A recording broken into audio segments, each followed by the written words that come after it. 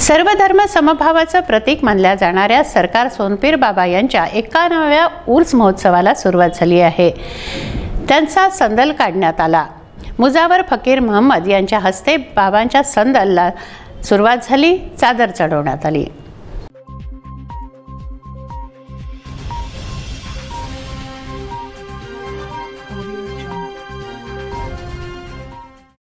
संदल चढवून सोनापीर बाबा दरगाहच्या उर्स महोत्सवाला प्रारंभ झालाय।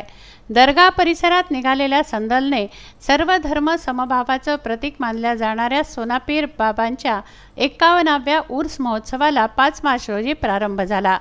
सायंकाळी मुजावर फकीर महम्मद यांच्या हस्ते बाबाला संदल व चादर चढवण्यात आली। यावेळी भाविकांची प्रचंड गर्दी होती।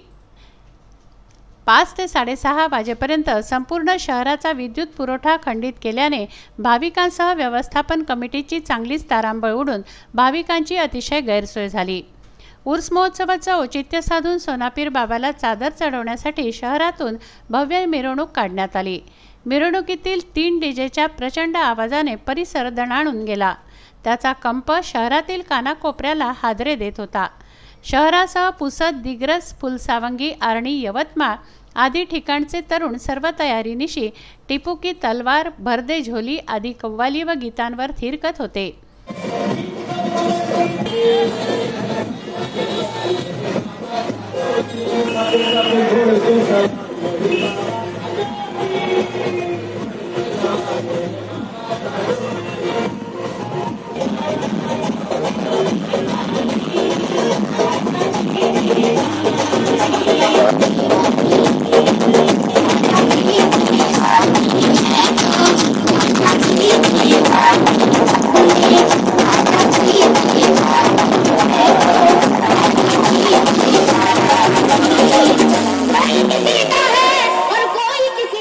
एकावर एक उभारलेल्या डीजेची उंची अधिक असल्याने त्याचा स्पर्श 11 केव्हीच्या ताराला होऊन काही अप्रिय घटना घडू नये म्हणून सायंकाळी 5 ते 7:30च्या दरम्यान संपूर्ण शहराचा विद्युत पुरवठा खंडित केल्याने सर्वत्र अंधाराचं साम्राज्य प्रसरलं होतं।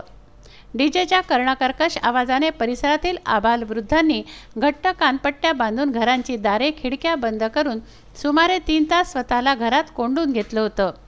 अचानक विद्युत पुरवठा खंडित झाल्याने नगरपंचायतीने पुरेसे पाणी पुरवूनही व्यवस्थापन कमिटी भाविकांना पाणी पुरवण्यास असमर्थ ठरल्याने पाण्याविना भाविकांचे प्रचंड हाल झाल्याची बाब आयोजक तथा मुजावर फकीर महम्मद यांनी पत्रकारांना सांगितली।